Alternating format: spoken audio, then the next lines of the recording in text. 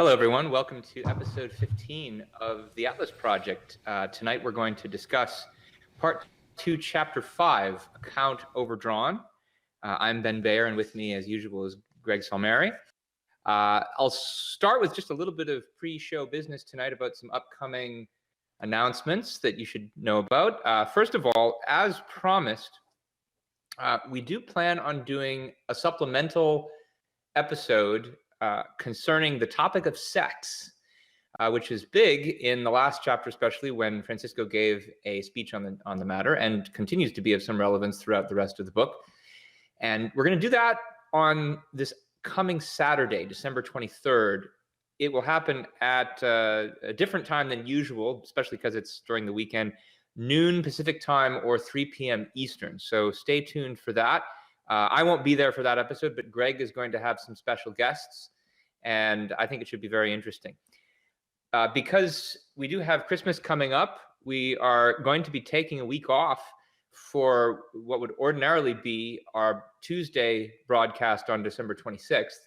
So you won't see us online then. We will, however, resume the following Tuesday on Tuesday, January 2nd at the usual time. So Merry Christmas, everyone. If you I'm sure you won't miss us that much, given the fact that you'll be celebrating the holidays. But Greg, you want to take over from this point and start to give us a bit of an overview of the chapter that we read this week? Well, just one thing to add about the supplemental broadcast. We'll put up a post tomorrow, or maybe even tonight, on the forum where people can start sharing thoughts or questions or observations about sex and love and romance in the novel, both the depiction of these phenomena in the novel and also Francisco's views of sex as expressed in the speech and thoughts about what people make of them. So this will give us, hopefully we'll get a lot of people posting on that over the next few days, and that'll give us some material to work with in the supplemental episode, where I'll have a couple of people over at my house and we'll sit around talking about it. I think, Ben, the calendar invite you sent me for this was like Atlas Project Sex Show, which I don't know. But that's just in our personal calendars. We'll come up with a more dignified name for the supplemental episode for the official announcement of it. All right, so turning now to what did you? Robert, you want to say that for the internet? Sure, it gives a whole new meaning to Project X. I was going to say you'd have to move to Times Square in the 70s to make it perfect. Okay, so enough sophomore jokes for the moment. Let me also just make sure, is the audio coming through well for everyone, including Ben's audio? Ben, would you say something? How is my audio? Yeah, it should be working. It should be working properly. I think it has been the whole time. It's just we're doing one or two things slightly differently today because one of the cameras I normally use isn't working, and I want to make sure that's not leading to any follow-on problems. Okay, so turning now to part 2, chapter 5, Account Overdrawn. Let me just start out with a little bit of a summary of it. Right, it opens on a discussion of economic catastrophe. The last chapter closed with us learning of the ships of Danconia Copper that were sunk. They were the ones sunk by Ragnar Daneskjöld. They were the ones that were carrying the copper that Reardon had ordered and that he was counting on to be able to pour Reardon metal rails for Taggart Transcontinental. And it was the first failure of Reardon metal, right? So as a result of Ragnar sinking these ships, it seemed like maybe Francisco had the opportunity to stop that. At least that seems to be what Reardon makes of it. But he didn't, and the ships sunk. And for the first time, Reardon, the guy who's never failed to deliver an order, right, has now failed to deliver an order. But this isn't the only catastrophe we're seeing. There's all kinds of horrible and cascading chains of bad industrial and economic consequences in the first sequence of this chapter. We see the consequences of Danager's absence, delays in coals to Taggart Transcontinental, and there are cascading consequences of that. This business fails, that business fails, and so forth. We see that because Orrin Boyle can't deliver steel to the Atlantic Southern Railroad, they're unable to reinforce their bridge, and their bridge collapses. One consequence of that is that the Taggart Bridge, built by Nathaniel Taggart, and we hear more about this bridge later in the chapter, is now the only thread holding the country together. So that sounds a bit like we're being set up to focus on the fate of that bridge. It's become very important. And there's a horrible copper shortage now in the country due to the fact, not reported in the papers anymore because they don't report on the activities of Ragnar Daneskjold, that he's sinking all of the ships of Danconia copper.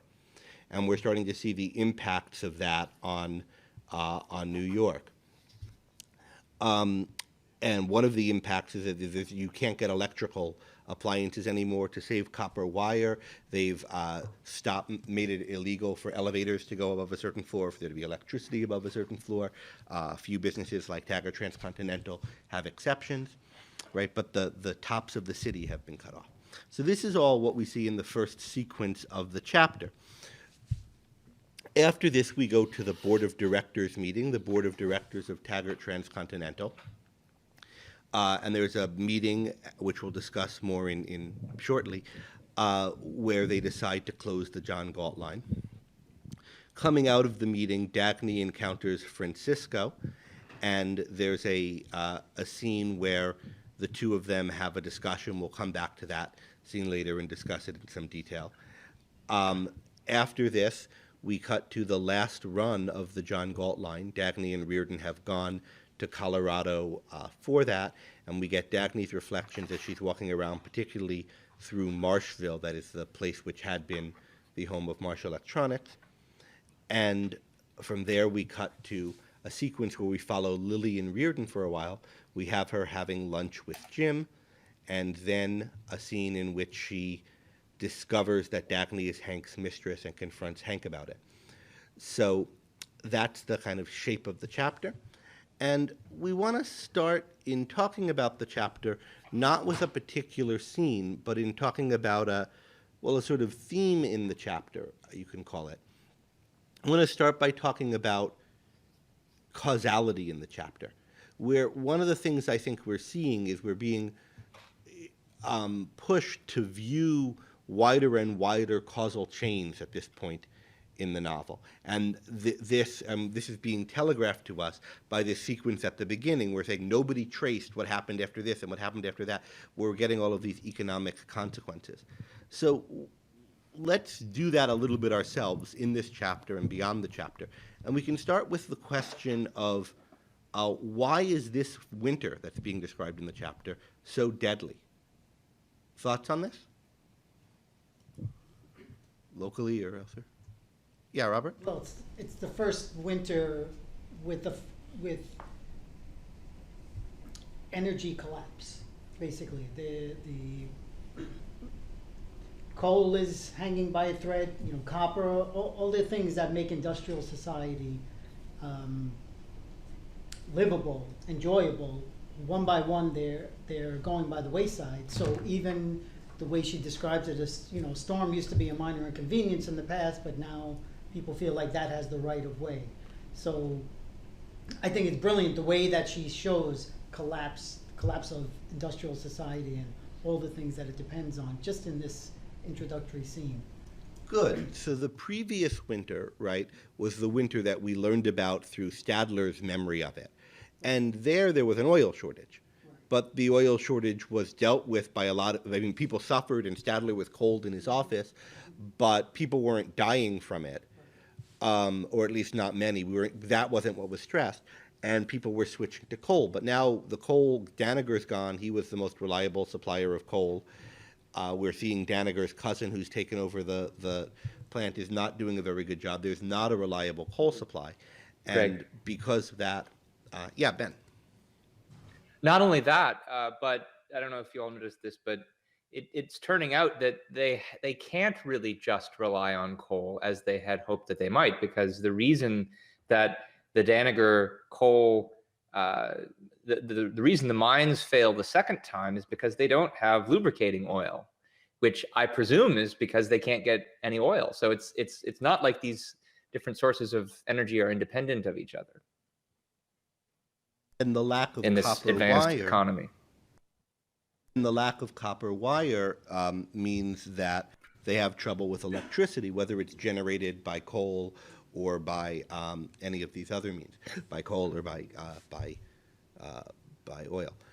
Carrie Ann, did you have any? Yeah, and the causal ramifications just mount innumerably here, because not only, so the energy is being depleted, but in addition to that, all the equipment that could transport it's breaking down, and because those places already have shut down, they can't get replacement snow blowers or replacement anything to even combat the snow removal on the tracks. And so everything's just breaking down, and people are understanding the ripple effects of shutting down one industry, and it has ramifications on hundreds of others.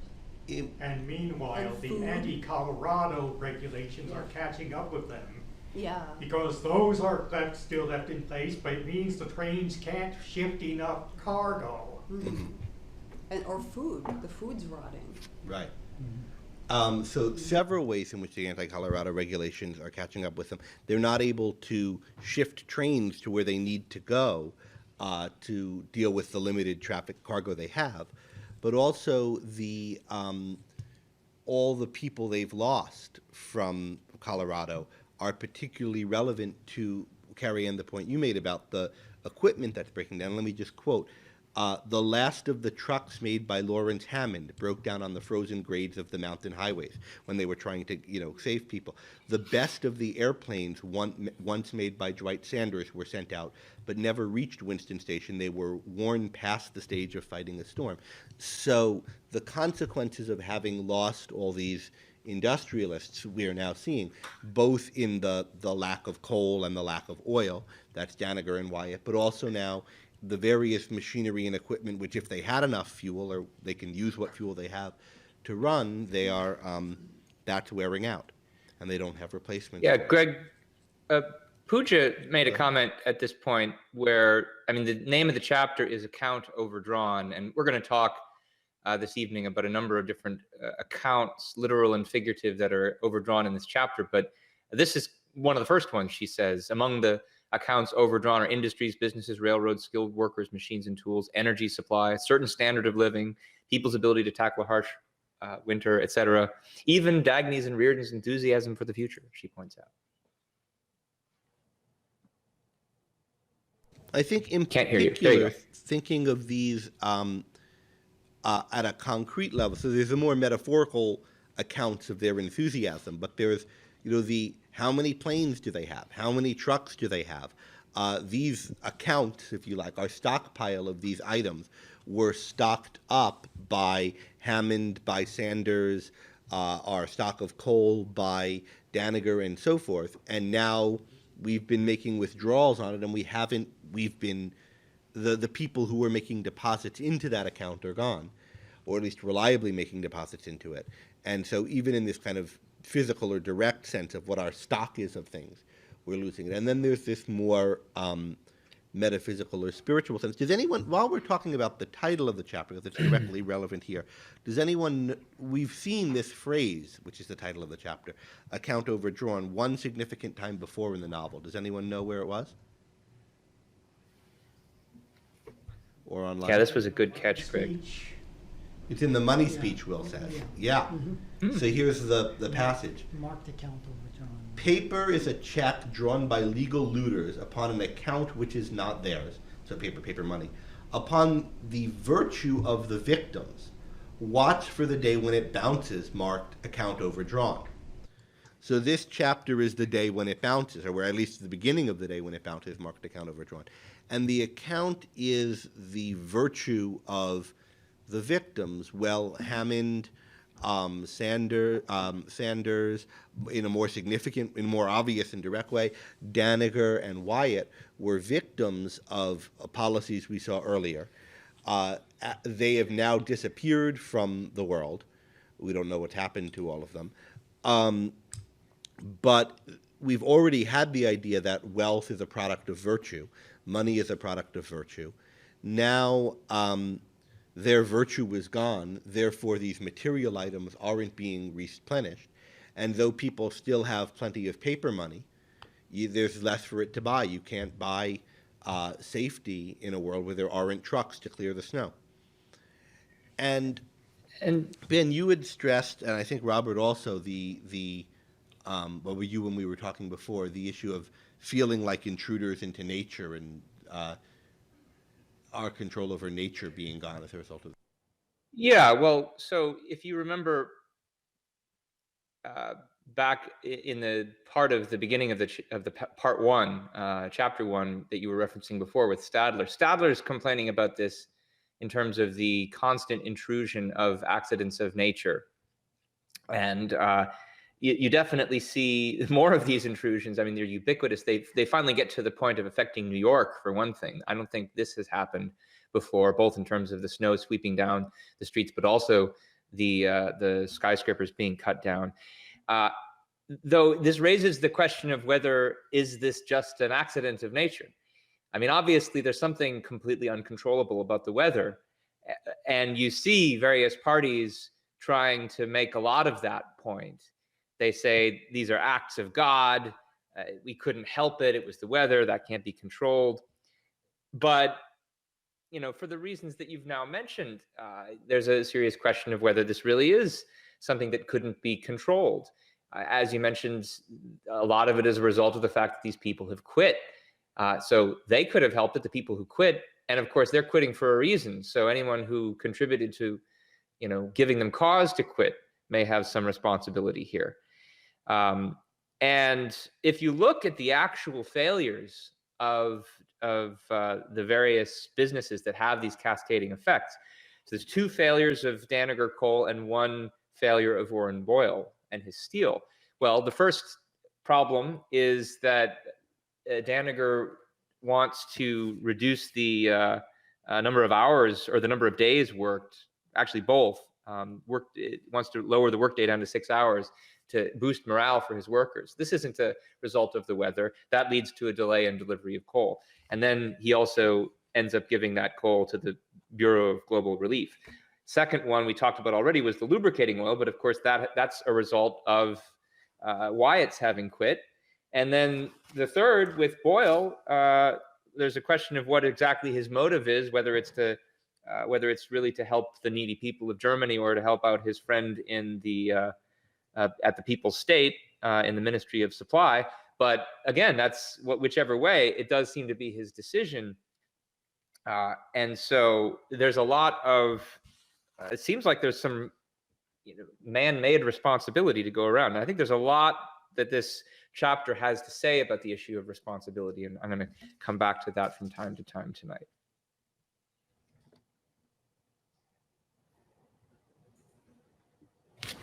Can't hear you. Sorry, I have to remember to put myself back on after I turn to you. I think this covers most of what we wanted, or the points we wanted to say about tracing these causal sequences. Let's just try another causal sequence that snakes across the chapter, and we'll look at all the stages of this in more detail. What is the cause of what happens at Jim's lunch meeting with Lillian, right, is that he reminds her of her promise that she could deliver Reardon. Why does he do that? Why does this meeting occur? Weatherby goes to him before then saying, we know that you have Reardon under your thumb. He attends your parties and everything like that. So let's, get some goods on him where he can't give another speech like he did last time. Mm-hmm. And why does Weatherby need to do that? Because there's a certain emergency program, he says, they want to start, but they're afraid Reardon would make trouble over it. Yeah, and we'll find more out about that in the next chapter. But there's also, as part of this, Taggart is now personally in a desperate situation, right? We're seeing his influence on the wane, and he wants to avoid. In fact, he'd like to avoid a pay raise for the unions, which he's already had to capitulate on. There are demands for a lowering in shipping rates, whereas Taggart thinks they need a raise in shipping rates. None of the things that he wants to do to run the railroad, or that he thinks the railroad needs, and it's clear that the railroad does need, can he accomplish anymore, or can he get permission to do? He who used to have such great pull over Mouch, but now doesn't, right? So we can go back and think about, why is his political pull dwindling? And that is itself. And Greg, by the way, Pooja makes the good observation that online that this was yet another one of the accounts that seems to have been overdrawn. Jim's sort of influence account. He used to be able to, well, he thought he could count on his influence in Washington. He thought that Mouch was his boy, but it seems to be the opposite now. Yeah, any thoughts as to why that is? I mean, we had Boyle saying these kind of things run out, so maybe it's just the blackmail he has on Mouch has run out. Any other thoughts as to why Jim has less influence? Sorry, go ahead. The railroad is now a target because they have assets. A target because they have assets. Wasn't it always? Why is it now in a way that it wasn't before? Any thoughts? Running out of other. Yeah, they're running out of other targets. And if you think about what's going on, the vision of the looters, if you want to call them that, is getting more and more short range. So think about what happens at this meeting. You get things like, well, railroad or no railroad, your workers have to get paid. The fact that they need money is the first thing. Now, if you're thinking about making sure that the paychecks get out, right, even at the possible price of destroying the employers, you're thinking very short range. And the scheming that the government is doing is just much shorter range than it was in the past. In the spring, if only we can get through to the spring, things will be okay. The horizon on which they're planning is getting smaller and smaller. And so people who have more obvious or immediate needs than a rich corporation are having more sway than a railroad company, which is important to an economy, but not as obviously as someone starving right now in front of you. Or sorry, Makes not you as wonder, obviously Greg, how in dire this is- situation as that.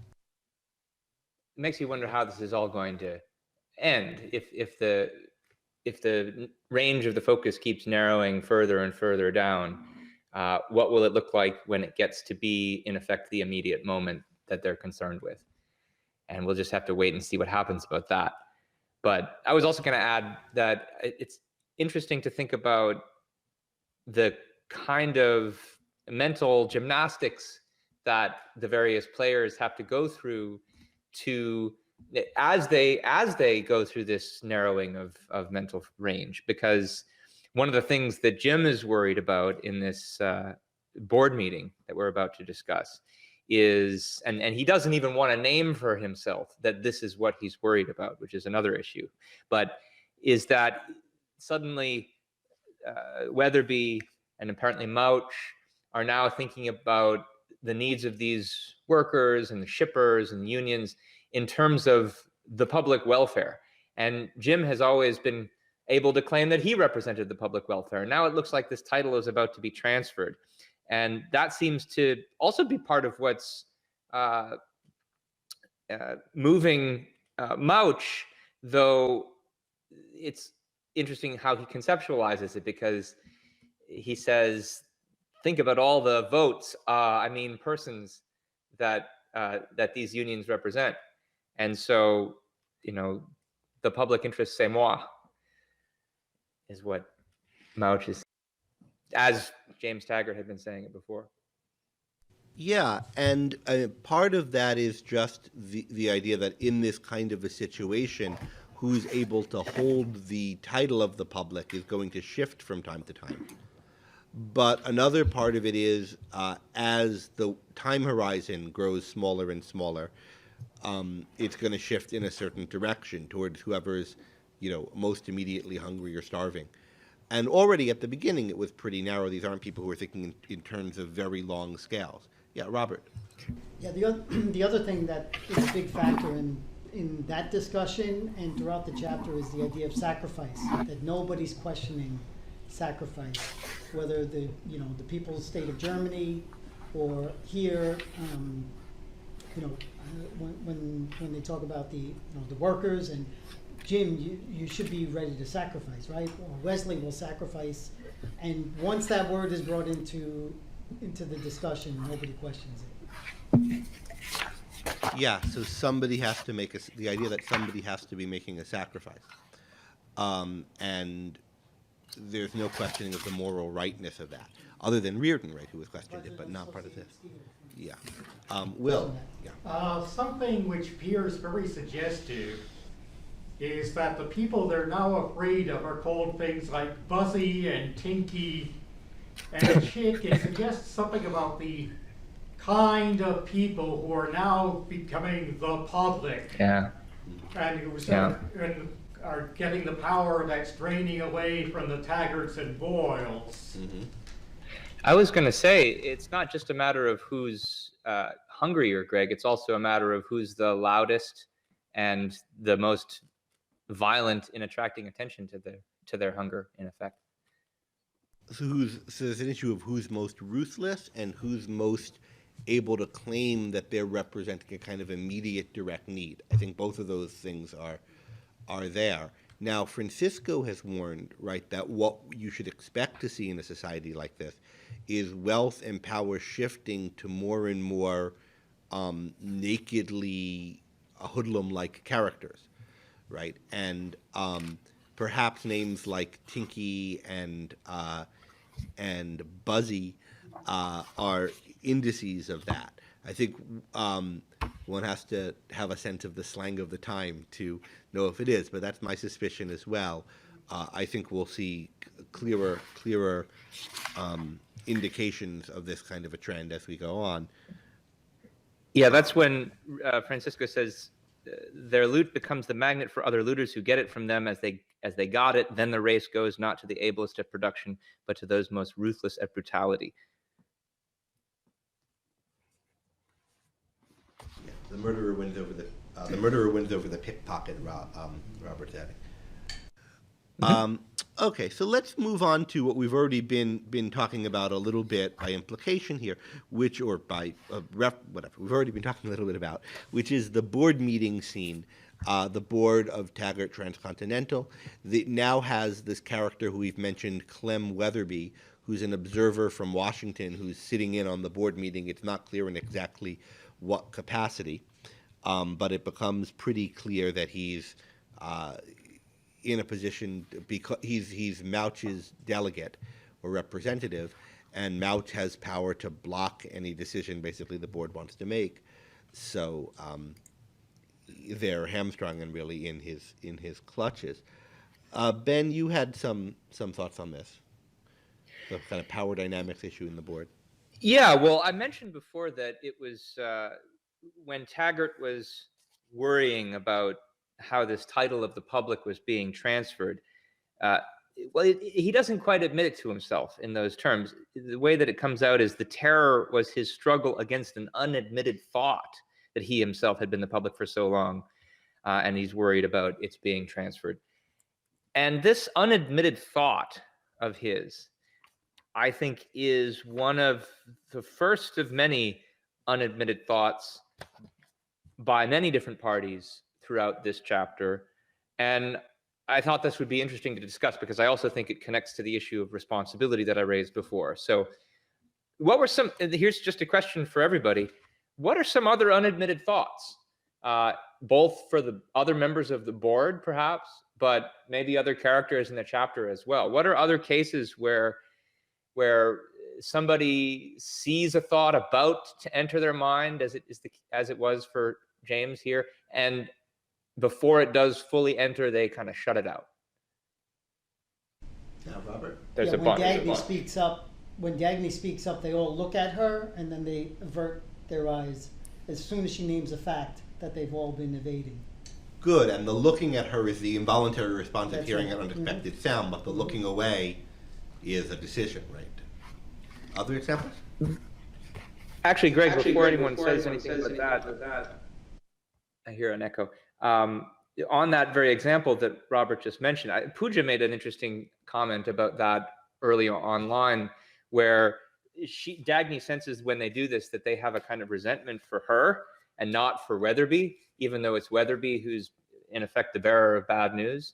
And Pooja compared this to something that happened earlier in the chapter where Francisco is commenting on the, I think it was the collapse of the bridge, and said you can't have your cake and let your neighbor eat it too. And the fury of denunciations was even greater against him than was the horror about the collapse of the bridge into the river. So there's this blaming of the messenger or the commenter on somebody else's bad news. Yeah, in other words, it's the blaming of the person who wants to name a fact rather than on the parties who are responsible for or caused the fact. And we're seeing that a lot, right? And I mean, what's going on in this board meeting is it's a board meeting that they're having in order to make the decision to close the John Galt line. Right? But nobody wants to say that that's what they're there for. Nobody wants to take responsibility for doing that. They also don't want to take responsibility for or name any of the facts that make this necessary. And a lot of those facts are, as Dagny puts it, the results of their policies. They want to ignore that. And the fact that they're now in the clutches of Clem Weatherby and Wesley Mouch in a way that they weren't earlier. So whatever draconian regulations there might have been earlier, they were allowed to raise or lower their prices, but they're not now, without permissions. Everything has to be granted, right, by Mouch. They were allowed to open or close branch lines on their own, but now it turns out they need Mouch's permission to.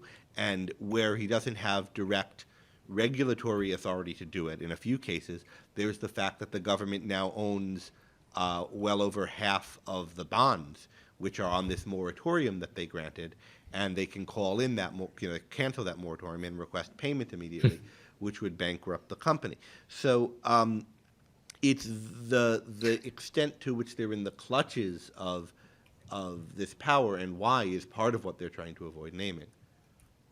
Carrie, Ellen Online says people never forgive those who they've wronged. Paraphrasing Oscar Wilde.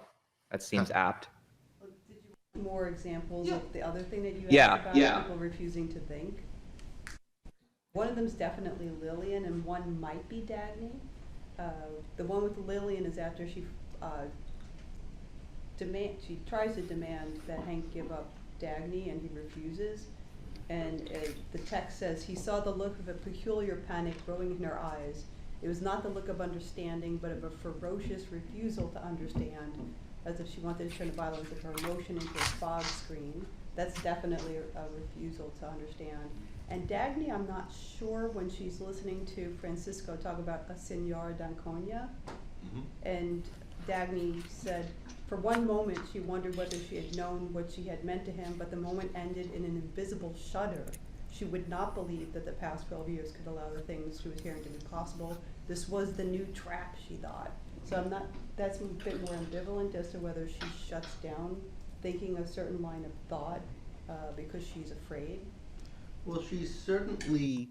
Yeah, but she's at least warranted in her fear, unlike Lillian. She's certainly turning off a certain direction that she was going in, but some kind of mental management is required, and we pick what we think are promising directions of thought or not. There are questions as to what counts as evidence for that.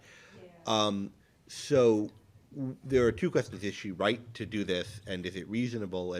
And there's also, is it the same kind of act that Lillian's doing, which is trying to summon the fog or throw up fog? And we're going to see this imagery again of foghorns and fog in another noticeable scene from later. So these are both in later scenes, and we'll come and talk about them more in more detail. I think those are, certainly the Lillian one is an example, and the Dagny one is I agree, worth thinking about how it's like and unlike what the board of directors are doing. Yeah, I definitely agree with Carrie Ann about the Lillian point and the fog and her refusal to understand.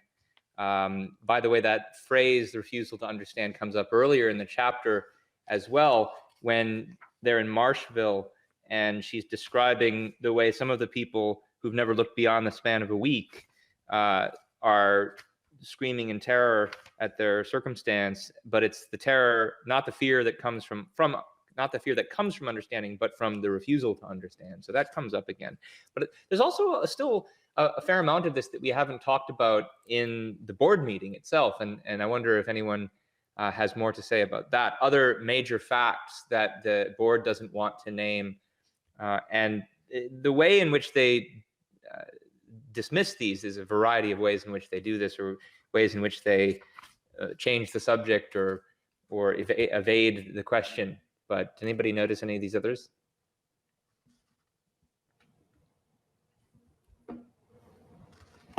Greg, you still there? Yeah. I'm on the camera. I know, we're waiting to see if anybody has any others. Okay.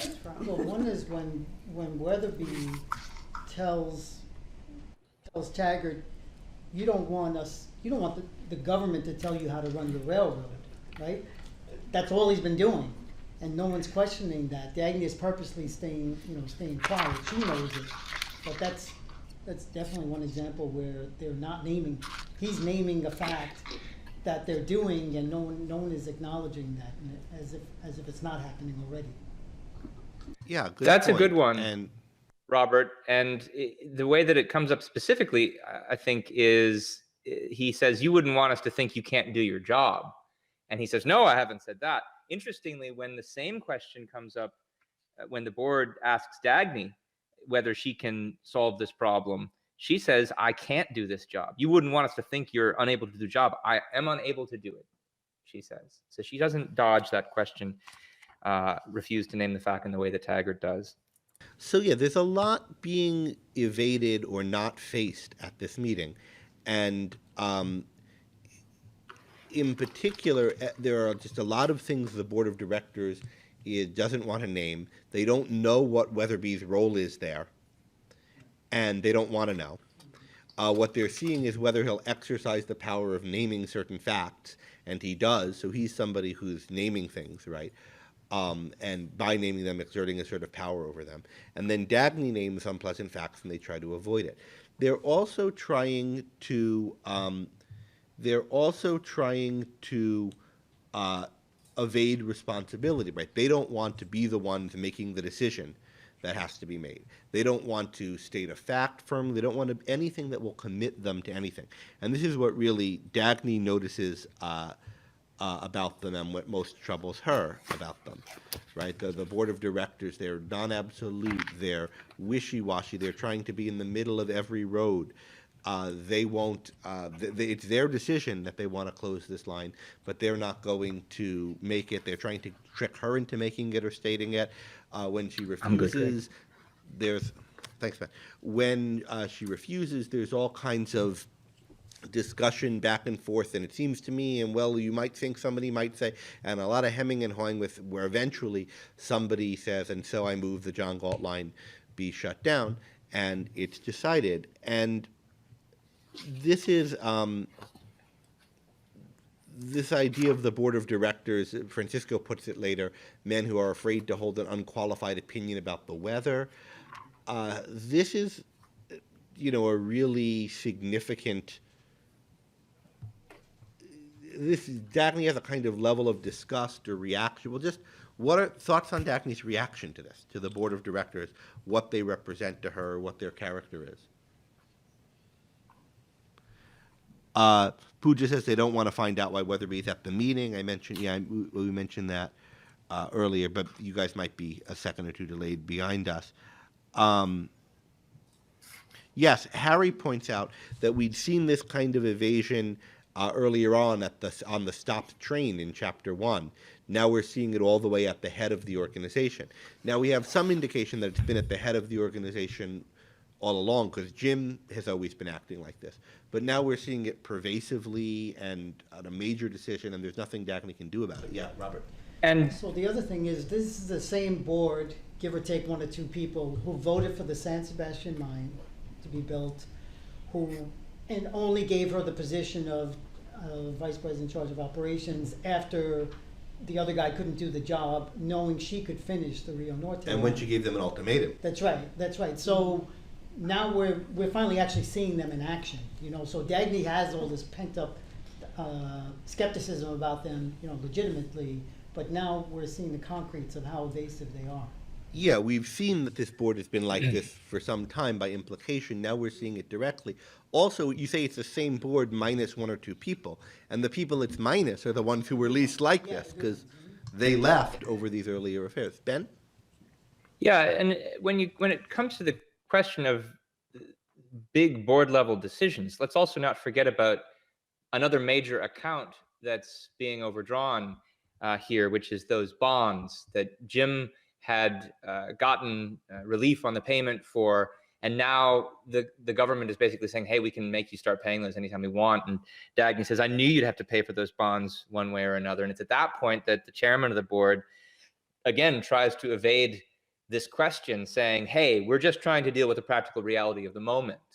I think this invocation of practicality often functions this way for these kinds of characters, as both a way of evading, dodging a question that's relevant, but also which has the effect then of shortening, again, the range of focus. So these two issues are related. Yeah, that is a really important point, because you might think, why would saying we have to be practical and deal with the problem at hand be a means of evading, of dodging facts? You might think that's the means of calling attention to facts. We've got to deal with the facts as they are on the table. But the way it's used, at least in these cases, is we have to look at the immediate fact right in front of our nose and not at any of the causal context of what made it possible, and of why we're in this situation, and therefore of what that implies for what ways out of it are. And it's not like the past is totally irrelevant to their situation in the moment, too. As the patrician member of the board, the gentleman points out, if we're talking about being practical, the thing that's the most pressing problem right now is a limitation being put on these trains, which was, of course, itself a result of the same set of edicts that was issued when the bond payments were suspended. And that also gets evaded by Mr. Weatherby, who says, don't even think of any changes. So it's and also what they mean by being practical is trying to dodge the next punch. Basically, they're not being practical in terms of dealing with metaphysical reality. They're trying to be practical in relation to people's manipulation. Yeah, really good point. So they're short range, and they're focused on, they're treating other people's decisions, the people in power, as the facts they have to deal with, as though those were fixed and inalterable. And they're not focused on the shorter, long-range physical facts. Now, the ones to do with the natures of the material involved. Now, they are focused on those facts, or that those facts come up when they're so short range that they can't, the bus is bearing down on them, so to speak. But as soon as it's not bearing down on them immediately, if there's any wiggle room or breathing room, so to speak, they focus on other people and their decisions and not the facts, the physical facts. Robert? Yeah. The other thing is contracts and obligations are now treated as old-fashioned. Like Ben was saying before, everything is the immediate moment. The question I had was the bondholders. Dagny thinks of Ellis Wyatt, Stockton, and Hammond, but Reardon's not in the picture here. Do you know why that's? Reardon was a significant bondholder in it, but he wasn't. But he could afford it. So it is bad that Reardon was burned by this, but these others and were they had invested more than they could afford to in this, and Reardon Dagny didn't want Reardon invested in it because he had so much invested in that the fate of the metal was writing on this line. But the financial investment for the bonds wasn't, it was small change for Reardon compared to the other investment. I think that's the issue. And also Reardon hasn't been destroyed, as these other people have, from Dagny's, as Dagny sees it. So let's Before move we on. wrap this, I was just going to mention one last point, Greg, before we wrap this up. Remember from part 2, chapter 2, the scene with the money speech, when Francisco discusses with Reardon afterwards the big focus. And the last time we had a major conversation on this topic was in that chapter, because Francisco says, there's no evil thoughts, Mr. Reardon, only the refusal to think. And we had discussed various examples of that in the chapter. They weren't as large scale as the ones that we're dealing with now. It seems like the refusal to think is getting to be on a much bigger scale with bigger consequences. And we're now seeing where this leads. Or at least more immediate, direct consequences. Because the kinds of refusals to think that might have been involved in, say, the decision to build the San Sebastian line, if that was what was going on then, might have had bigger consequences. I mean, this is one of their consequences, what we're Fair saying point. now. But the consequences are more immediate, and yet they're still being evaded. So just, we should talk about how Dagny has a particular, I don't know what the word is, distaste is too, she has a particular bad reaction, right? This indecisiveness or middle of the roadness or non-committalness or non-absolute character of the board is particularly troubling or galling to her, right? This is an instance of the kind of thing she's been concerned about her whole life. We see that in it's the kind of gray spread of cotton that we saw in chapter way back in chapter 5 when her childhood was narrated or her early professional career was narrated. Ben, you had a few examples from this chapter where we see this kind of impact on her. Well, the language of the gray cotton appears directly again in Marshville, for instance, when this time she's describing the weather there because there's kind of fog hanging over it, but she calls it Board of Directors weather. And that's a reference back to the fact that during the Board of Directors meeting, and I think Merrill in the comments points out, this is because none of them want to take a stand on anything, assert anything. They're all saying, it seems to me, it's my opinion. They don't want to make a decision. And Dagny herself is reflecting on this toward the end of the section where she says it's a struggle not to assert one's own will, but to squeeze an assertion from some unwilling victim. And then there's a discussion about this very issue between Dagny and Francisco when he comes to call on her, which we're about to discuss, I think. Yeah, that's what I had wanted to turn to. So they do vote to get rid of to close the John Galt line. Dagny is in a kind of shock, right? And she's giving herself little short-term orders. Somebody pointed out, I forget who, on the Facebook, that it's a very good description of how people deal with death and grieving, and when they're in shock, they just have to give themselves very, walk across the room and open the elevator. And she gives herself these kinds of orders, and she makes it to the lobby, and she finds Francisco there, and Francisco takes her in hand, and they have a conversation, and this theme that Ben was just talking about of the it is versus it seems, and that the board won't have an unqualified view of the weather even, is the first kind of theme that Francisco sounds. And there's a question as to why he's there at all, and why he's sounding this theme. Any initial thoughts on that? Going by the evidence in the chapter, why is Francisco calm? And in some sense, it must be to comfort. He says it's to see how she's taking it. But why is he focused on this theme? How is he aware that this is what's troubling her, and what does he say to address it? Yeah. Well, they've had a back and forth since she's asked him for money for the John Galt line. They've had a different approach to the fate of it. and Francisco has, his ideas have played out every step of the way, and Dagny, she's been one step behind him and kind of recognizing it after the fact.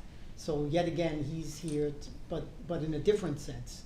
He wants to see how she's reacting to it. Yeah, so because of that history with it, right, she expects him to be there to laugh at her or to laugh at the closing of the line. And we get a really interesting, I think, interplay about what he does and doesn't laugh at. And I want us to take some time out on this because this has been a theme that in Francisco's relationship, what things he's amused by and what things he isn't. But before we even go there, he says, no, I'm not here to laugh at this, right? I wanted to see how you take it. And he seems to be helping her, right? He takes her in charge. He takes her out for a drink somewhere. He assumes responsibility for getting the cab and getting them to the place. And there's a relief on her part in being able to, being in the presence of somebody who could take over, who could take charge. And what does he do that reassures her? There's one thing in particular, I think it's striking. He starts talking about Nat Taggart. Yeah, and even before Nat Taggart, who he does talk about in this way, he talks about, they were looking at the city and the first person who thought to build a steel girder, and the fact that we have a city, that we have industry, that we have all these things, is proof that another sort of man exists. So part of what's troubling Dagny, right, is this isolation, this loneliness, there's nobody around who is not like the board. I mean, there's Reardon, but Reardon's another person lost alone in the world having to deal with this. There's Francisco himself, and Lana says he reminds her that she isn't alone, and I think that's right, even just by being present. But also by calling her attention to, they built a city. There was Nat Taggart who built the railroad. There are these kind of people. And so it's not a world it's not the board's world. And yet, somehow it does seem to be. Carrie Ann? Yeah, but even before there's an interesting little detail when he said that he's not going to laugh about it, and Dagny says that she's not sure how she's taking it. He says, I do. So we get a hint that he's been in her position and knows exactly how she feels. So he knew the moment when she would need a shoulder to lean on. So it seems that there's a hint here that he knows, because he says he knows how she's taking it. How could he know that if he hadn't experienced something like that before? You can't tell from the outside. Well, that's true. Now, he has said about some of the times when he was able to see through Reardon that it's because I made the same mistake you're making once. Yeah. Now, maybe he can understand Dagny's plight because he's been through something just like this. Even if he hasn't been through something just like this, it might be that he knows her very well and knows how she would react to this. But whichever it is, he's very sensitive to what's going on in her. Nothing to laugh at, so that must mean that it's really important. Right. Yeah. So let's talk about this issue of what he, well, let me just close the point we were making. Oh, yeah, Ben? Before you do that, yeah, Harry made a really good point just now. Looking at the city in the way Francisco does is very similar to the way Reardon emerged from his depression before he arrived at Dagny's apartment in an earlier chapter. That's a really good point. They both involve looking at the city and thinking about what it suggests about what's possible. And I thought I would just jump in briefly there too, because I've recently been watching this documentary. If anybody has Amazon Prime, there's a documentary about the history of New York. It was done by Rick Burns, who's Ken Burns' brother. And last night we just watched the episode that had a section on the building of the Brooklyn Bridge. And there's this historian, David McCulloch, who does an interview. And he says something about the building of the Brooklyn Bridge. It's almost like it's right out of this passage about frozen form of courage. McCulloch says a lot of people think this bridge is just like a fact of nature and they take it for granted, but they don't stop to think about how it represents courage and how it took 7 years to build and nobody had ever done it before. This guy Roebling came up with the idea for a suspension bridge that would, connect these two parts of the city. Definitely check it out. Anyway, go ahead. Particularly the focus on courage is interesting. Mm-hmm. Now, interestingly, isn't it early on in the book when Francisco and Dagny when we first see them together in the present, that he says to Dagny, "You have a lot of courage. Someday you'll have enough of it." And she says, "Of what? Courage?" And so that it's the frozen form of the courage. I mean, it's also the frozen form of intelligence, but the focus on courage here is interesting. So the other thing, just on the loneliness, Dagny asks, "Where are those men now?" And Francisco's answer is, "Now they're not wanted." Now, also, we've seen this kind of language from him before, and she says, "Well, I want them." And he says, "When you do, you'll find them." So more hints to what, make of that what one will. But let's spend a little bit of time, we have to turn to Lillian, but let's spend a little bit of more time on this encounter between Dagny and Francisco. And there are a couple of things about it I want to talk about. And the first one is this issue of what he mocks and what he doesn't. I want to point out this is a real theme running through Francisco's character and running through Dagny's engagement with Francisco. So just recall, why does Dagny come to see Francisco for the first time in the present of the novel? I mean, they were friends as children and lovers, but the first time she goes to see him after years of not having seen him, why is it? Yeah, to raise money for the jungle. No, prior to that. They run into each other at the... Prior to that. Anyone remember? The first time she goes to see him is after she reads in the paper that she had read in the paper that he's come back to New York to witness the farce. And she realizes, alone in New York, of everyone in New York, right, that what he meant by that wasn't the Vail divorce scandal, but the San Sebastian disaster. And when she comes to see him about that, she says, "I'm beginning to understand you." And she says, what farce were you talking about? And what makes you think, and when she says San Sebastian, she says, "Isn't that much more amusing than the Vail divorce scandal?" And she now thinks she's got her first clue, right? Francisco's her lover who went nuts or weird or bad or something. She hasn't understood what's been driving him all these years, but now she thinks he's reached a stage where he's exhausted every other kind of depravity. The sluts and melting parties and so forth aren't turning him on anymore. So now his new sport is breaking people and destroying things and getting his kicks out of seeing them destroyed. And in a sense, he says that's true, right? But it's an interesting thing in that conversation what things he mocks and he doesn't. And if you look through that exchange with Francisco way back in chapter 5, it's telling, he laughs at certain things, he won't laugh at others. He doesn't find it amusing, for example, that Jim and the other investors in the San Sebastian mine didn't give any thought to what they were investing in and just, blindly relied on him. But he does mock other aspects of it. He's amused by the ruin of the Mexican planners.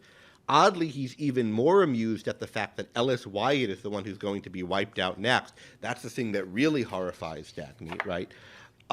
He's amused at the thought of tearing the lid off of hell and letting men see it. He's amused that the money vanishing that he lost in the San Sebastian mines will, in accordance, vanish in other swindly projects to less and less scrupulous people. So these are the kinds of things he's amused at there. And yet he's not amused exactly at the vice of Jim. So what is it that he's amused at? Well, part of it seems like he's amused at his clever plan, right? We know earlier we saw him amused as a young man in college, this secret amusement that he's, working behind everybody's back and about to buy a copper company. He seems to laugh and amused at his mastery of things, at his clever plots that other people don't know about. We've seen this in his youth. There is something about what he's doing with the San Sebastian mine and certain aspects of people's reactions to it that he finds amusing, but others he doesn't. What about in this scene? He says he's not going to laugh at her tonight. He's not going to laugh at the closing of the line. Why not? Schuyler says he doesn't mock her pain. And I think that's right. We never see him doing that. Pooja says he doesn't mock her need for help or her values. And I think that's also right. In connection to that, a little earlier in 2.2, he tells Reardon that he does not laugh at Reardon's admission that Reardon needs him. Reardon says, he says, I noticed you were one of the two people who were happy to see me tonight, Francisco says to Reardon. And Reardon says, well, if that amused you, you're going to hear some other admissions. And he starts telling him how much he needed him and appreciate him. And Francisco says, it might take me a few years, but I will prove to you that these are the things that I do not laugh about. So that's Reardon's need for him and admiration of him. So Reardon's values and needs is something he doesn't laugh about. Pooja says, and another heading of things he does laugh about, that's kind of under his secret plots and mischievousness, he laughs about him, that he has a job with Stagger Transcontinental before Dagny does. Yeah, and early on, and maybe it's an important establishing fact for Francisco, that early on, even as a kid, he's someone who likes to go in for secretive things and do things. And I've been saying it's a little odd that he hasn't told Dagny anything about his college friends, but even like as a little kid, he likes to do things on his own and only tell people about them later once he's had a great success. So that's a character trait of him, this kind of amusement he takes in doing that. Good. Now, Dan says he doesn't want to laugh at Dagny, but later he says, I will laugh tomorrow when I see you going on with all the work in details. Right? He asks Dagny, what will you do? And she says, tomorrow I'll feel better and I'll get on with all the work in detail. So that's really interesting. He's not going to laugh at her now, but he will laugh at her then. He's not going to laugh at her in her moment of pain and suffering where she doesn't know what to do and she's despondent, but he will laugh at her then. And the thing that's contrasted in Francisco with the mockery is this tremendous earnestness and respect that he projects towards Reardon and Dagny and their values. And yet there's this mocking quality a lot of the time, and it's sometimes directed at them. So, I mean, what can we make of this? Are there any other conspicuous cases of mockery by Francisco in this chapter? Yeah, carry on. We see him smile a few times. He doesn't laugh in this conversation with Dagny. He smiles at least 4 times, and the mocking smile is at his own memory of his own pain. So it's directed at himself and something he's remembering that he's gone through. But each of the smiles has to do with trying to unfurl a train of thought or smiling at his own pain. Yeah, have we seen the mocking smile directed at himself ever before? When he was talking to Reardon, I believe. And when he was talking to Reardon? When he realized he, I think, said too much.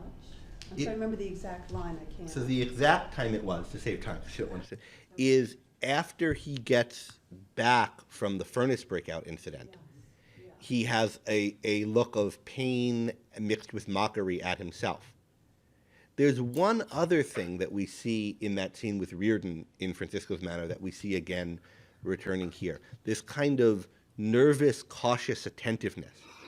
So as he's delivering this whole spiel to Reardon and asking him these questions, there's points where he's like somebody who's descending a flight of stairs and he's landed and he's careful about his footing and he's practiced, and it seems like a lot is turning for him here. And you get language like this in some of the questions he asks Dagny. She can see in his face that a lot for him turns on what her answer will be. So if has some kind of mockery directed at himself, it might have to do with something about what the stakes for him are. And, well, I don't know. If we understand what he's mocking in the others, we could maybe understand better what he's mocking in himself sometimes. But it is a kind of mixed with pain. We can say more about this on a spoilers episode at some point, perhaps. But I think there's a lot to think about here. And there's a lot to kind of understand in Francisco's character. He's a very complex character. It makes me wonder, Greg, what it would look like to recognize self-mockery in someone's face. We're meant to believe here that Dagny knows that's what it is because she knows his face so well that she can tell the difference between one kind of mocking and the other. I myself don't know how I would be able to tell the difference. Do you have thoughts as to what that could look like? One observation about that. The characters who can tell every expression in one another are Dagny can tell everything about Reardon, Reardon about Dagny, Dagny Francisco, and Francisco. So it's the lovers. And it's when you have this kind of intense romantic relationship, and I think it's when you're sleeping with somebody in light of that relationship, you see them through extreme feelings. And as at least in the world of the novel, and in the case of these characters, it gives you this, gives these characters a kind of insight into what one another's feeling, even in cases where they can't understand why. So I think that's a significant point that's going to connect to some of the things I want to talk about in the Sex and Love broadcast This weekend, on yeah. Saturday. Yeah. Now, Good. what exactly it would look like to see mocking pain self-directed in someone's smile, I think we need to ask like an actor or director who to try to put on that look. I can imagine being able to tell that that's what's going on with somebody, but I can't tell you like, well, the eyebrow would be furrowed in this or that way, and I'm not sure whether I could direct it, I think. But I mean, it's in general difficult to know how you can tell things. So like, for example, in your bearing just now, the internet can see you, and so can I, there was something that looked a bit like embarrassment, but it was amused and not wholly directed, right? So like, now I can't tell you exactly what I'm seeing in you that makes me think that that was your mood for a split second, right? But, and now maybe I'm wrong about it, you can tell me now or afterwards, but like, it had shades of a couple of different emotions, and I could say what they were, and we're all doing that constantly with one another, more or less accurately and more or less insightfully, and it's very hard to articulate just what colors and lines on a face mean what thing. I think I was actually trying to act out the expression in question. Oh, we're trying to show pain directed at yours, painful mockery self-directed. Well, all right. But if anyone there is an actor, I know there are some actors and directors among our viewership, thoughts on this would be interesting. All right, so let me just move on to one other important aspect of this scene, which is we learn in this scene what's holding Dagny to her work. Because recall that in the board of directors scene, the patrician gentleman, the one seemingly good guy on the board, asks her, unofficially, what are your plans? What do you see as the future of the system? How are you understanding this? And she says, I've stopped thinking of a future or of a railroad system. I intend to keep on running trains as long as I can. I don't think it'll be much longer. So in some sense, she's given up, or she doesn't see any way forward. She doesn't have any real hope. So why is she still here?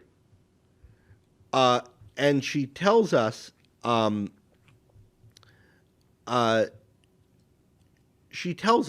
right, when she's talking to Francisco. She tells us the story of Nat Taggart building the bridge, and we've seen how important this bridge is earlier. It's the one string holding the continent together. And she tells us the story of kind of this heroic night where all seemed lost for him, but he persevered and found a way through, and he went on to build this bridge. And it's like he would know it. It's her job to hold it for him. And if she gave it up, he would know it. He would know it that night back on the bridge. No, that's not true. That's nonsense. But what I feel like is anyone who has it in him to do that kind of thing would know it. I would be betraying them. So there's some kind of loyalty to values and valuers, loyalty to goodness, loyalty to the best in human beings that's driving her. And it's driving her in particular not to give up. Go ahead, yeah, Robert. Yeah, the other thing is, when Reardon won the trial, the first thing Dagny said to him was, "I'll never be tempted to quit again." So here's her chance to quit. That opportunity is right in front of her, and she's choosing not to.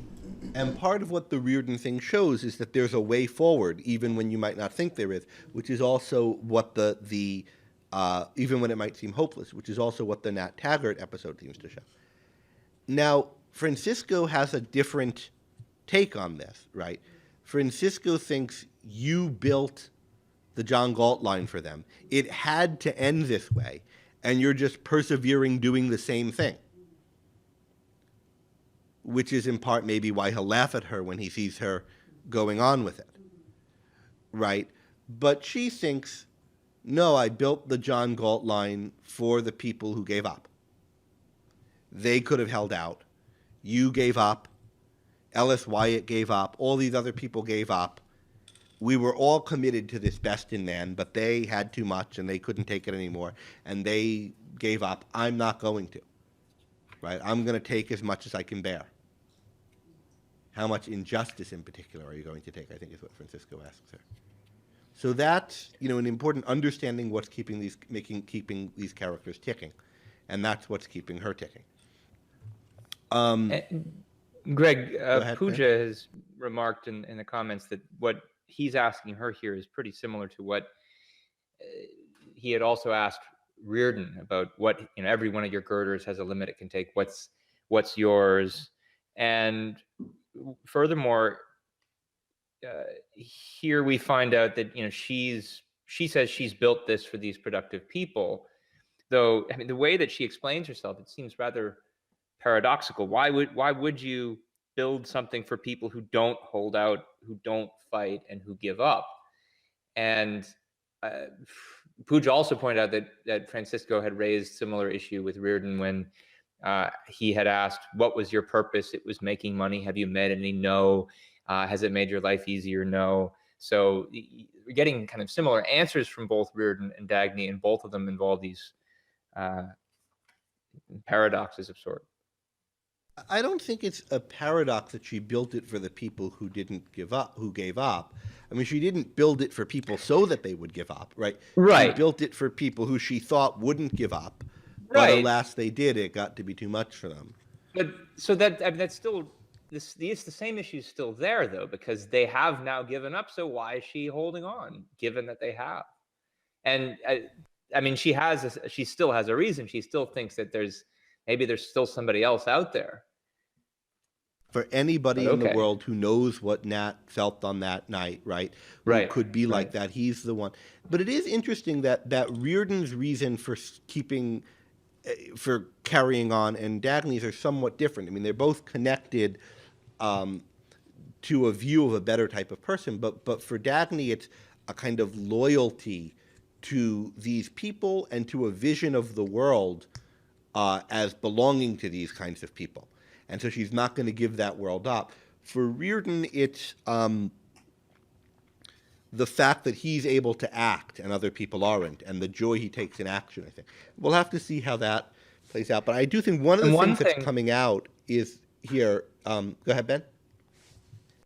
Well, I was going to say one thing we're going to have to look for to see how it plays out is he's given her a little criterion, a little test, because when he asks her, what would you do if you had to dismantle the main line? She says, I'd let the train run over me. And then she takes it back and says, no, that's just self-pity. So I guess she's saying she wouldn't let that happen to her, that it's like the main line is the last straw. So what's going to happen if something does happen to the main line? And we know that be this her last straw or Taggart not? bridge is the last thread holding the continent together, so maybe something can happen there.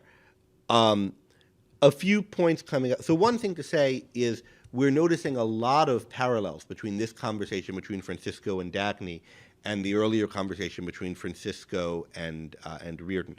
A few good points that are made in the chat. Betsy says the motivation or the inner meaning, the inner monologue to the mocking smile at the pain would be it hurts, but it's not important.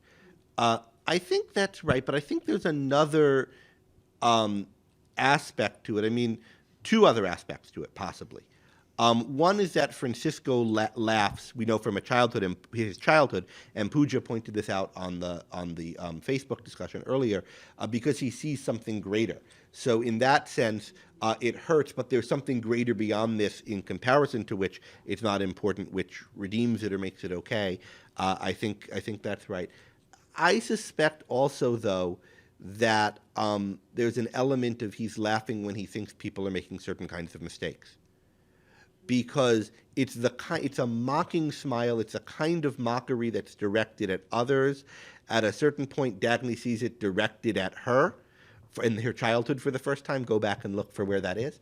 But this is, early on, even before he becomes strange. But I'll tell you, it's in the scenes where their sexual attraction for each other starts to come into the fore, and she doesn't know what's happening, but he does. Right. So it's this I know more than you kind of mysterious. I see the plot in a way that you don't. I'm not making a mistake. The veil is lifted from my eyes in a way that it's not from yours. That I think is part of what's going on in Francisco's mocking smile. And when it's directed at himself, well, we've seen that there's ways in which you can part know something and part not, right? Reardon knows certain things at some level, but not at another level. And it might be that Francisco sees things in himself that aren't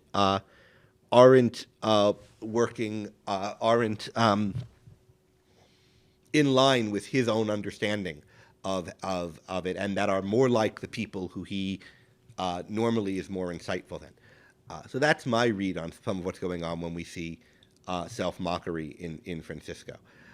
Pooja says she wants to hear more about the difference between Dagny and Reardon's motivations in holding on to their jobs, please. Well, I'll just say this much. I was recapping something I said before. Dagny's focus is on loyalty to a certain vision of the world and to a certain type of person. She's defending Nat Taggart's legacy. She has to hold on to what he built. If she betrayed it, she would be betraying that thing in human beings in general, which is able to persevere and so forth. So she's trying to hold on to a certain world, and a world that's epitomized by and belongs to a certain type of man. The Nat Taggart type of man. The man that maybe Henry Reardon is, and maybe the inventor of the motor symbolizes for her. But this kind of man who she's serving, right? For Reardon, Reardon's loves his own ability to act. When he's in a crisis, his instinct is to take action to solve it.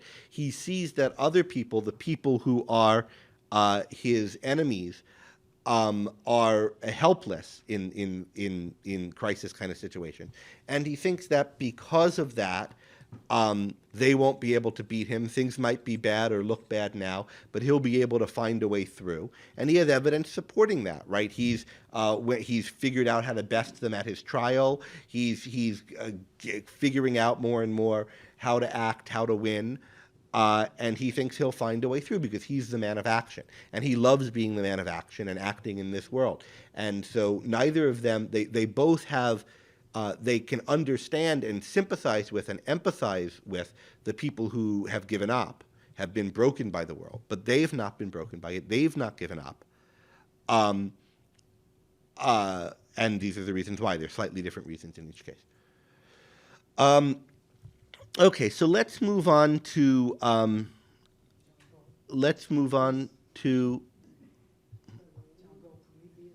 oh yeah, Robert just wants to mention that Francisco gives a John Galt myth in this scene, which is that John Galt is Prometheus who changed his mind. In the myth, Prometheus brings the fire of the gods down to man. He's then chained to a rock. I think he's chained by the gods, but in this version he's chained by man, I guess, and pecked at by vultures. And Galt is Prometheus who changed his mind. He withdrew his fire until the day men withdraw their vultures. Yeah, Ben? This could be an accident, but it occurred to me that, and you know better than I, but doesn't Prometheus in Greek mean forethought? And I mean, this whole chapter has been concerned with people who've been abandoning forethought. Not just the villains, but I mean, even Dagny has been reduced to living moment by moment to deal with what they're doing. Yeah, exactly. Yeah, they're all Epimetheuses as well. I'm not convinced that that's a particularly deliberate reference, but it is true, and that Prometheus is forethought in Greek, and he gave reason to man is another way of that the myth goes. Then maybe reason is the fire of the gods. There are a lot of these mythological parallels, right? Mm-hmm. Atlas and Atlantis are related terms, and there's how much we're meant to associate the myths Atlas and Atlantis, right? Yeah, is a good question. So let's return to that though at another point. So I want to talk about Lillian, and we're at about 10 minutes, but we can go a little late. Let's not try to go very late, but there's a lot going on with Lillian. We follow her for a while. So first of all, we learn that Reardon's trial was Lillian's failure on Lillian's part. She tells Jim that, right? She had good specific reason not to expect him to act as he did. That is the affair, it must be.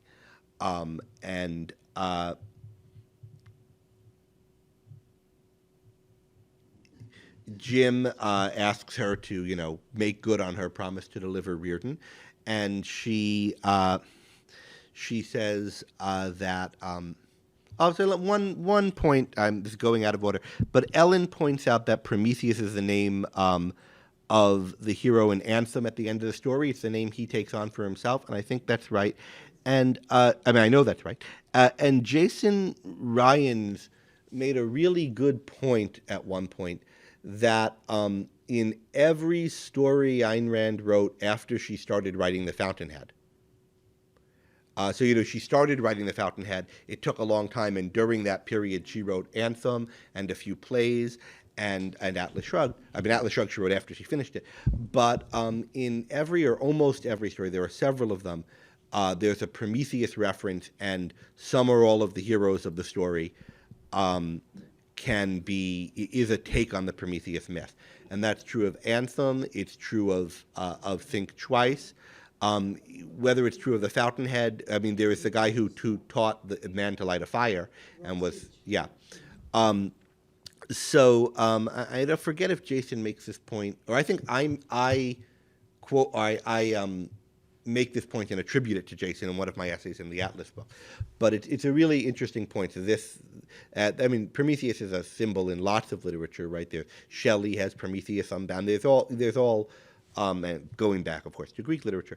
But he's a significant symbol for Rand, and was a significant symbol in a different way for the communist writers of the time, and so who she's reacting against in some way. So it's, there's a lot for people who want to do literary theory here on Prometheus. Yeah. One is the subtitle of Frankenstein is The New Prometheus. Right. In Greek, he's torn by an eagle, not a vulture, though. That's the difference. Well, she probably doesn't want it because of the American iconography of the eagle. She probably wants to avoid making it an eagle. Anyway, also vultures are looter-type birds, right? Carrion birds. Okay, so, anyway, good point, Ellen, who brought it up. Okay, so going back to Lillian, right? Lillian tells Jim something went wrong. She doesn't know what. She's going to try to work out what it was, and once she's worked it out, she'll fulfill her promise and deliver Reardon. Jim needs to be able to deliver Reardon now because he's at the end of his credit with Mouch, and he's going to need to deliver Reardon to do it, right? To get some breathing room from him. So Lillian hatches some scheme where she's sending flowers to his car, and we don't know exactly what the scheme is. We can speculate, but it at least has to do with she was trying to have this prosecutorial guilting posture towards him, and she's now trying to renew the earlier, oh, poor me, I love you, Henry, and if only I could get a little bit of your time, and pity me kind of style that she's had at some other points. And so as part of this, she goes to, she discovers when she tries to send flowers right to Reardon's car on the Comet that he doesn't have his own car on the Comet. She realizes he must be traveling with his mistress. This is an opportunity. And so She gets a pass from Jim. She's sitting and she's looking. She's going to see, she'll know for sure which flashy bimbo, right, is Reardon's mistress. And in fact, she sees, eventually she puts two and two together, and she realizes, to her shock and horror, that it's Dagny Taggart. So this is an interesting scene. Thoughts on Lillian's response to this, to realizing, and then it's in this context that we get the point that Carrie Ann, you made earlier about Lillian evading and the fog. But the fog, I think, comes of her reaction. She's first completely furious that it's Dagny. So she would not have been furious if it was a bimbo. She thought she could expect that, and she's panicked. Yeah. Terror-stricken almost. Doesn't know what to do with this information. Yeah. Now she does make some connections, right? Yeah. That's why it didn't work. Your trial, that's what she gave you. The bracelet, that's what she meant to you. So all these dominoes are falling into place for her. Ben, you had some thoughts on this, which I hadn't thought before and seemed to me plausible. And that I'm still not totally sure what to make of them. Sorry. Especially since Carrie Ann had pointed out the passage where her panic is connected to her refusal to understand in this fog screen. It's worth thinking about, well, what exactly is she evading here? What is she trying to not understand? And it's definitely something connected with the fact that it's Dagny. And my view, and I've hinted at this in previous episodes, is that Lillian has known on some level all along that it was Dagny. And this is the big fact that she wants to evade, for reasons that people have brought out in the discussion in various places, that if it is Dagny, it's not a floozy. She can't use this against Reardon in the way that she had wanted to. And also it implies something about Reardon's choice and Reardon's character and her deficiencies, I think.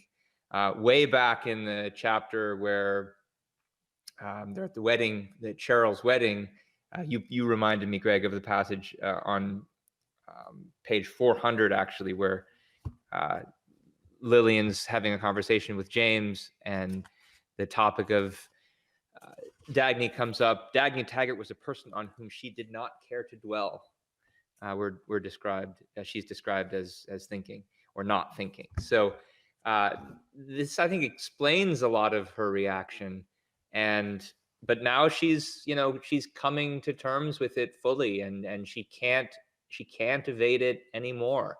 And this raises the question then of exactly what she means on the top of page 529 when she says, "You're the account I own." And this is the final and most explicit invocation of the title of the chapter.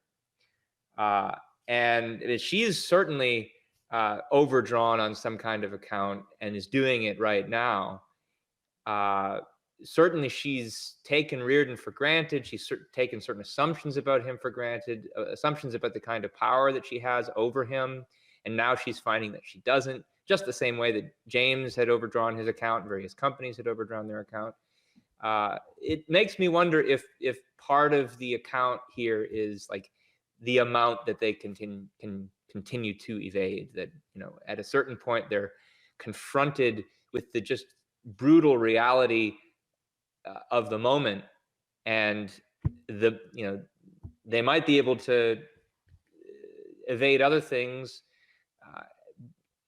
and rationalize the fact that they're now accepting and deal with it in certain other kind of evasive ways. And it looks like she's about to do that, and maybe we can talk about what that is, but there's only so much of reality that you can avoid. There are a couple of points. I mean, one is like you might think there's you have so much evading power and you get to the end of it. I don't think that's exactly the point, but the more you're evading and avoiding facts, the more you're going to overdraw your other accounts. That is, the more you're going to use up whatever other resources you have, and and it's going to come back to bite you in bigger and bigger ways, and eventually it'll be the truck bearing down on you that you can't but see. I do think this issue of does Lillian know at some level that Dagny's the mistress, and has she all along, is an interesting question. I mean, the idea has certainly occurred to her, right? Because she's used it in trying to, now she claims it was really the furthest thing from her mind, but the idea that maybe he's sleeping with Dagny occurred to her before she even knew or knew for sure she was having an affair. He was having an affair. And we do have the idea that there are different levels at which people can know or suspect things. Another reason why Dagny being the mistress would be particularly troubling to her, right, is that she sees this contrast between the kind of conquest over men that she can have, and this is what she has in lieu of Dagny, who can be such a success on her own via her other endowments. If Dagny can, really have the man that she thought she had power over, and moreover be the one who's arming Reardon against her, Lillian's attacks and manipulations on Reardon, Lillian's failure as a human being is especially pronounced. Carrie Ann?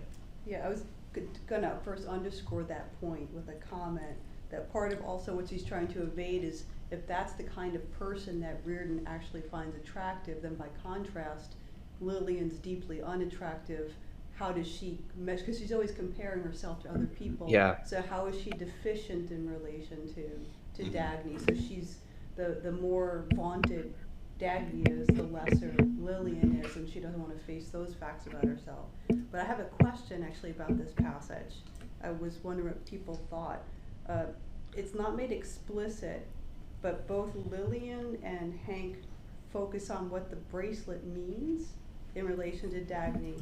So Lillian says the bracelet, that's what she meant to you, that's the weapon she gave you. Yeah. But Lillian doesn't articulate what exactly that weapon is and how it's related to the bracelet for Reardon. And Hank says, if you really understand what you're saying, then yes. But neither one of them names what the referent is. So I was wondering what your people's thoughts are about that. Any thoughts on what it is that the bracelet represents? It represents his achievement, his first thing from Reardon Metal. So that's the symbol of what he values most in life, and he's given it to Dagny instead of Lillian. Well, he didn't give it to Dagny. Oh, she took it, sorry. But So he how then is that? supported It showed that in Dagny's Lillian, keeping it. yes, but Yeah.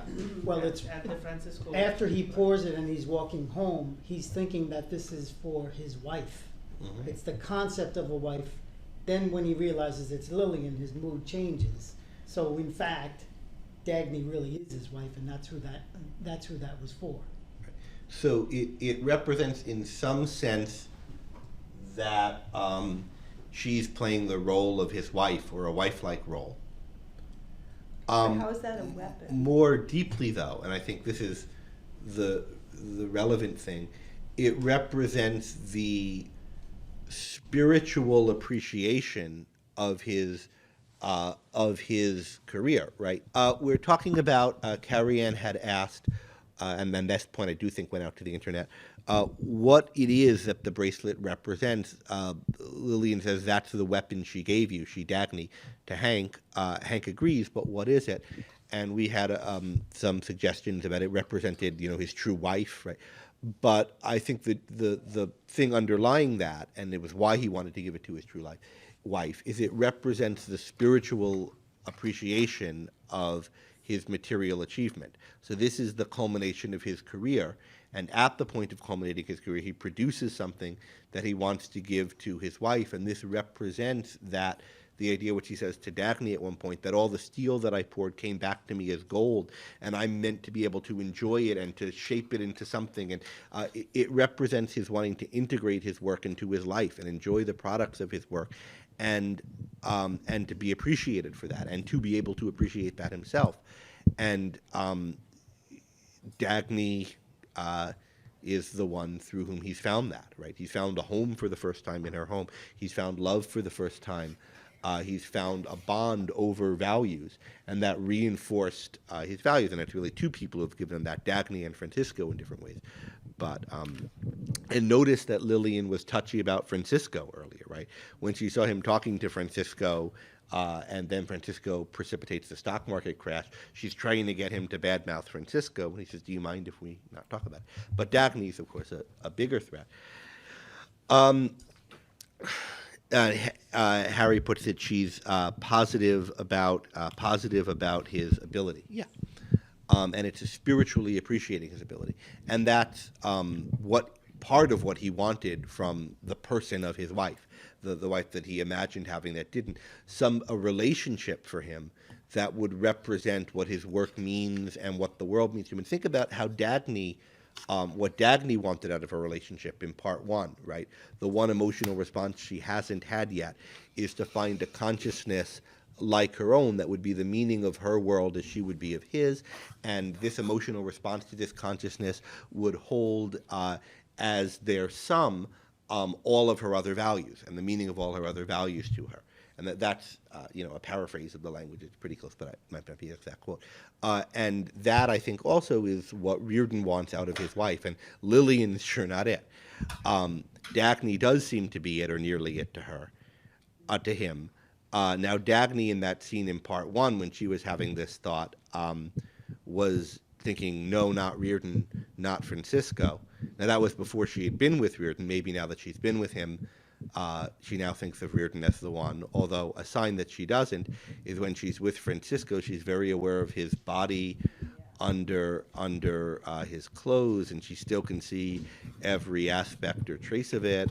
So maybe it's Francisco, really, and Francisco lets her know for the first time, as he never did during the days of their passionate happiness, that he thinks of her as Senora d'Anconia, the woman who Sebastian d'Anconia waited for 15 years because he knew she couldn't fight his battle with him and couldn't bear it. But when he won the battle, he would have created a world that she could be safe in. Now, she rejects all that because she thinks it's a trick or a trap. We know that it's not, because we know, or at least we have good reason to think, Francisco said to Hank that he hopes he hasn't lost her yet.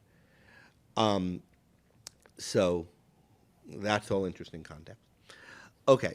Who's Dagny? Who is that consciousness for Dagny? Francisco or Reardon? Initially, she says neither, signs that it might be either of them at this point. Okay, now how does Hank respond to Lillian? We're in the scene of Lillian's having discovered. They get back to the hotel. They talk about it. A few salient things I want to make sure we point out. Ben, can you rejoin us? Yeah, though I should point out we are at 41 after the hour, overtime. So we should I know, wrap we'll this up have a soon. few more minutes and then wrap. A few points I think we should make about Hank. We see no sense of real fundamental guilt in this scene. I mean, he thinks he's hurt Lillian, so he'll atone to the extent he can, or keep up his end of the bargain in whatever form he can. But he doesn't feel bad about himself.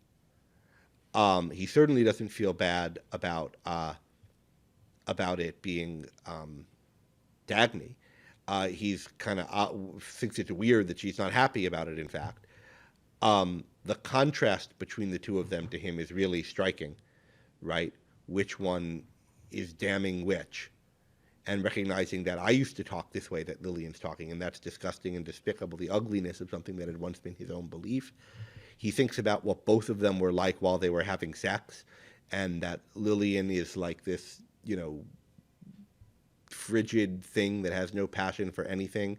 And Dagny, he's already come to think of her sexual response as being a form of her highest virtue, this kind of love for life and passion that she has. And Lillian's damning of it, he now sees as impotence damning life. So he's fully on the side of and invested in the side of him that's with Dagny now, and feels nothing for Lillian. He already said back when Lillian first discovered he was having an affair that she wouldn't give it up no matter what. Lillian asks him to. He says, "I already told you I wouldn't," right? And she says, "But how could you have this knowing it hurts me this way?" And what does he say? I would even if it took your life I would have it even if it took your life. Yeah. And that nobody, whatever I might owe you, nobody could have a claim on somebody that requires that he wipe himself out of existence. Yes. Instead of trying to deny that, she responds, oh, so that is really how much she means to you. Yeah, and there's an even another thing that she's noticing there, right? Because once he agrees to stay with Lillian, what's the condition he puts on it? Can't talk about her, I'll beat you up. Yeah, if you never mention her, I'll beat you up like I would have thought. You're not to talk about her again. Nobody's ever to speak of her. And that's something that we get this reaction to. Yeah, Ben. I'll slap It's you. interesting the way that Lillian is describing Dagny, because we're considering now what is it that what is this sudden vision of her own that she's considering in response to realizing that she means this much to him. Second to last page, she says, Miss Dagny Taggart, the superwoman whom common average wives were not supposed to suspect. The woman who cared for nothing but business and dealt with men as a man. I mean, this is the exact same kind of language and cadence she had been using earlier to describe Reardon, the man of steel, the great Puritan. And we know what it was that she did with that kind of claim about Reardon. I mean, she used it to try to guilt Reardon. ... Yeah, so in some way she's planning to use this against him. And the fact that in particular she has this thought when he's talking about nobody's going to talk about her suggests the way to her, and I think probably to most readers, in which she might use it against him. It suggests that there's something he's possibly susceptible to here. So why does he stay with her? Why doesn't he leave? He says, I could get a divorce anytime I want. I could bribe a judge. It's still that he gave his word. And by my standards, our marriage is some kind of a vicious fraud. I don't see what you could, but if there's some kind of comfort you take in it, I won't take it away from you. I'll comply to the extent that I can. If Even he though doesn't understand it, but at least it's a standard. Yeah, it's her standard. And Lena That's online clo- pointed something out to this effect. She said Reardon still feels he has to accept Lillian's standards, even though he knows her standards aren't the same, and by his standards, the marriage is a vicious fraud. Still unwilling to denounce her as evil, he still feels guilt for breaking his word and feels he has to atone. That speaks somewhat to Pooja's question about the differences between the reasons both Reardon and Dagny are hanging on to their position. I don't think there's a parallel there to why he's hanging on to his job. I mean, he's not staying at work because of any kind of a sense of guilt. But it is, I think, That's why true. he's staying in his marriage. And it's less, I think, a sense of guilt now, because I don't think he feels guilt anymore. It's a kind of sense of responsibility.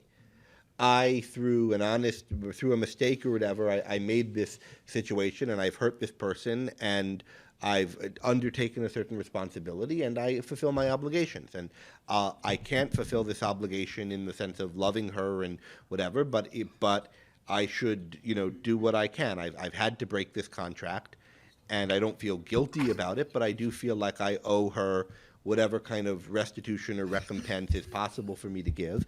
And if bearing the title of my wife and walking around and saying I'm Mrs. Reardon, even though she knows we don't love each other, if that helps her because she loves him in some weird way, well, all right, I can do that. It's interesting to think about what we're talking about here then, because if this is the manner of your love for me, bearing the name of my wife will give you some form of contentment, even though he knows this is a vicious fraud. The whole chapter has been about the dire consequences of people refusing to name facts. And here he is going to let her do the same thing. I mean, in a way, the book has been about the dire consequences of people. And I don't know that this chapter has been more about that than the other chapters. It's just been a place where a lot of these comeuppances are coming. But yeah, it doesn't seem like this is going to end well. And we already know she's scheming to do something bad to him. Let's just end with a remark about one aspect of Lillian's character. we've been wondering what's driving her here, right? And we've been wondering what's driving her throughout, and a lot of people have been asking about this online. There's been a lot of discussion of it. We see this, Jim wonders what's driving her, right, in their lunch together. And she says, look, there's nothing you can give me in return for this. Well, first of all, she has a kind of insight into Jim. Jim's suffering through having to shut this line down, right? It's a problem with his business, and so that's not good for him. But she says your cloud has a double silver lining, because he asks how Henry's taking it, right? And she says, well, you know as well as I how he'd be taking it, and the same way that your sister would be taking it. So you see your cloud has a double silver lining for you. Jim, Lillian rightly thinks, get something out of seeing things go badly for Reardon and Dagny. And that's, I think, part of her motivation. But the other part of her motivation, we learn, is the fact that Jim needs to come to her for help. She gets something out of that. And Jim needs her. And Jim's uncomfortable needing her because he doesn't have any, he's at her mercy in a way, right? And, but when Jim realizes that what she gets out of it is her need for him, he sees, and Amish asked about this, who's the more contemptible and who's more dependent on the other. And Lillian gets off on having power over people in some way. And this is something we've been discussing online. And now we see, can she find another way to use this discovery to have power over Reardon? And for that, stay tuned for another exciting episode of the Atlas Project, and indeed another exciting chapter of Atlas Shrugged 2 weeks from now. And we'll see you guys on Saturday also for a discussion of love and sex in the novel. Thanks, everyone, for tuning in and for bearing with our technical difficulties. Any signing off thoughts? Good night, and just Merry Christmas, everyone. Yeah, and Happy New Year, since it'll be after the New Year when we'll all be together again. Thank you, guys. Good night.